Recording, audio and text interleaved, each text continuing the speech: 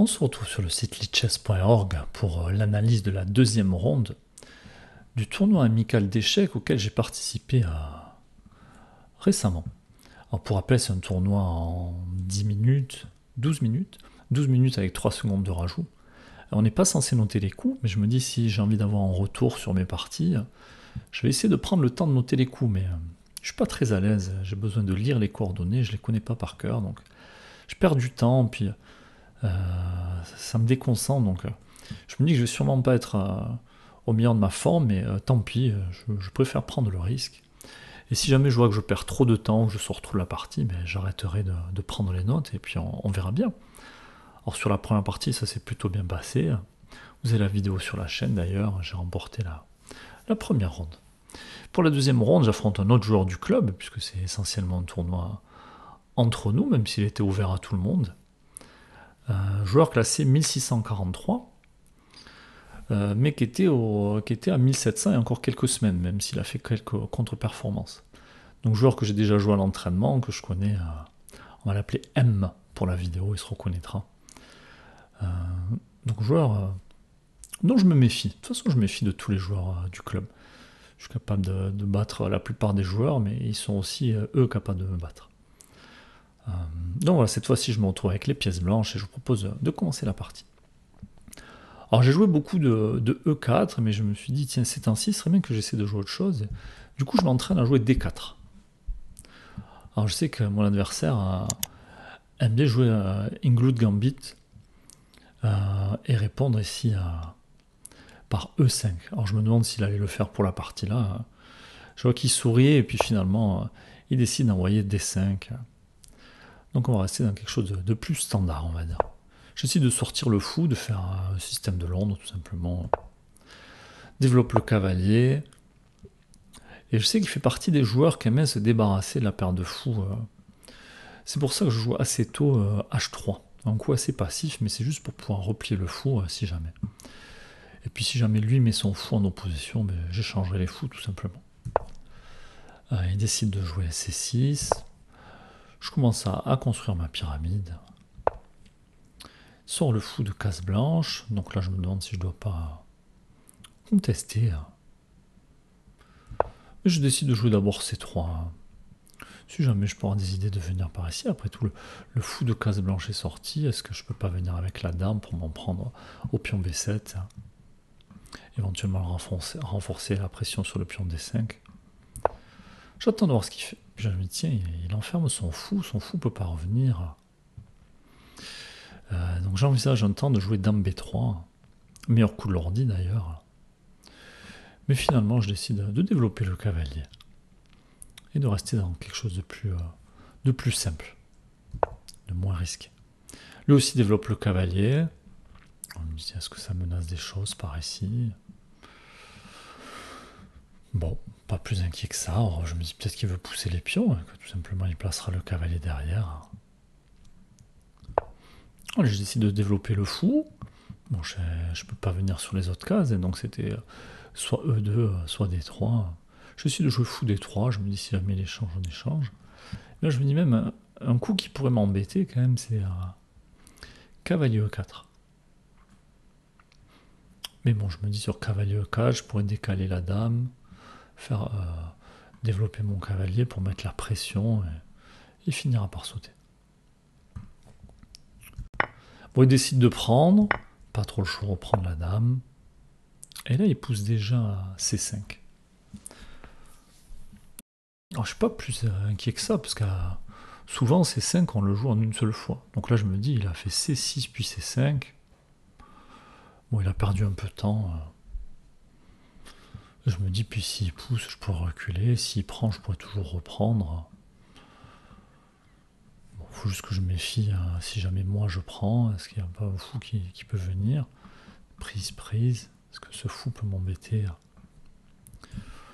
Bon, j'essaie de développer le cavalier. Je me dis, après tout, s'il prend, bon, je reprends. Et puis s'il pousse, j'aurai juste à reculer la dame.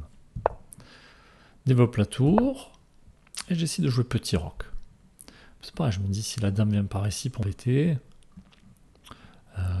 j'aime bien l'idée d'avoir le roi à l'abri quand même. Bon, ici j'ai la case qui est toujours contrôlée 2 fois, je suis pas inquiet. L'adversaire qui joue H6. Juste après, j'ai joué petit roc. Je me dis, mais il a peut-être des idées de m'envoyer les pions sur mon roc. En plus, moi, j'ai déjà joué H3. Finalement, est-ce que j'aurais pas dû attendre avant de jouer petit roc?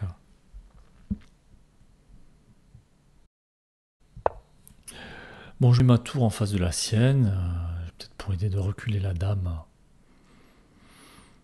En fait, je me dis que si jamais il pousse, je sais pas encore dans quel sens je vais replier la dame.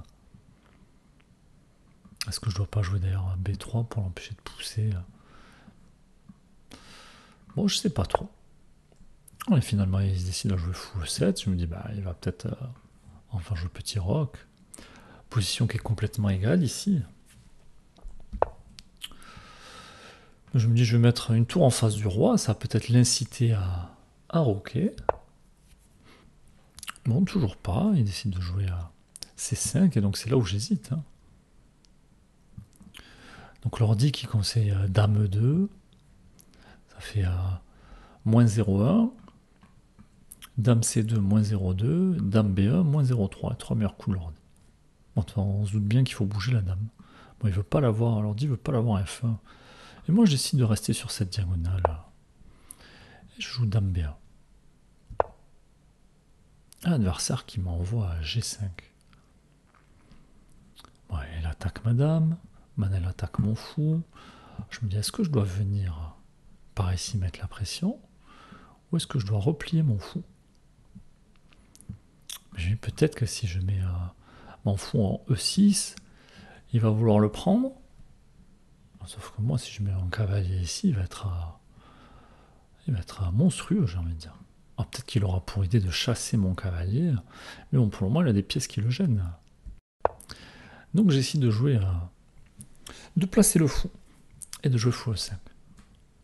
Ça manque pas, l'adversaire qui prend, alors j'hésite un temps à prendre du pion. Je mets attention, ce cavalier qui peut manquer de défenseur. Puis bon, je reprends du cavalier, puis je me dis, il est très bien placé, ici au centre de l'échiquier. Puis je me dis, si jamais il pousse, maintenant qu'il a poussé ses pions, peut-être que je pourrais me mettre par là, hein, tout simplement. Parce que dans le pire des cas, s'il déplace le cavalier qui pousse le pion, je peux venir en G6, et puis je pourrais toujours récupérer soit le fou, soit la tour, donc pas un souci. Il déplace son cavalier. Et je me dis, mais pourquoi il fait ça? Et je me dis, là, il a sûrement pour idée de venir jouer F6. Mais je me dis, si je joue F6, est-ce que je dois pas lui laisser mon cavalier, moi, et jouer dame échec pour récupérer son cavalier? Et puis là, je me dis, mais si je joue F6 et que je joue dame échec, mon cavalier couvre la case de fuite du roi. Il sera obligé de bouger le roi, et ensuite ça fera dame F7, échec et mat. Et je dis, mais est-ce qu'il a vu ça? Et puis je me dis, si jamais il veut jouer petit roc maintenant, il va dans les complications. Mais je sais pas, je me dis, j'ai l'impression qu'il a pas aimé mon fou ici, il aime pas mon cavalier, il a décalé son cavalier qui menace absolument rien du tout.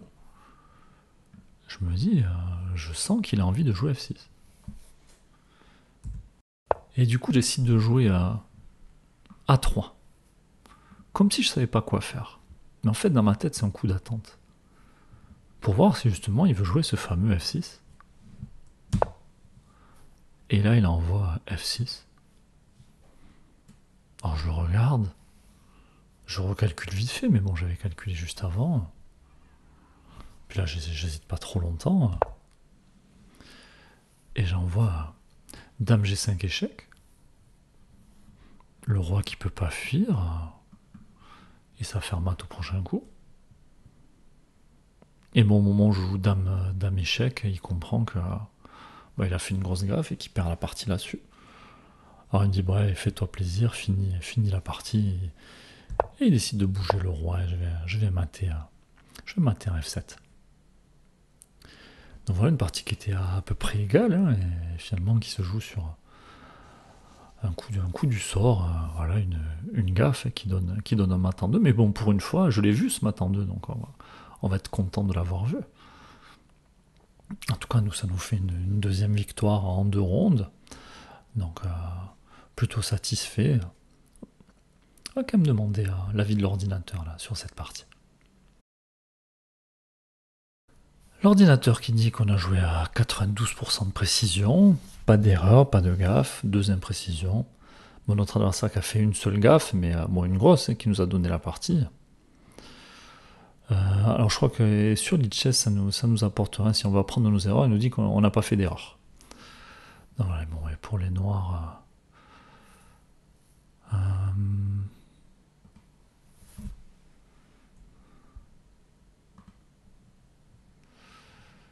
oui, pour les noirs, l'erreur, ça a été de pousser là. Finalement, il aurait dû essayer de se débarrasser de notre cavalier. Alors, je sais pas ce qu'on peut jouer ici à F4.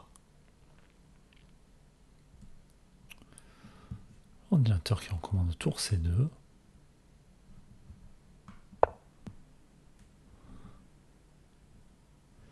Alors, est-ce qu'il veut prendre ce cavalier ou pas? Même troisième coup de l'ordi, jouer petit roc, hein, malgré l'avancée des pions. Ok. Bon, pas grand chose à dire de notre côté, on a placé les pièces, on a senti que l'adversaire allait gaffer, et puis on en a profité, et finalement la partie se termine rapidement. Bon, c'est aussi ça, les parties rapides, il y a beaucoup plus d'erreurs que sur les parties plus longues. Mais en tout cas, bon, satisfait de remporter cette deuxième ronde. Puis on se retrouve prochainement pour la troisième ronde. À bientôt.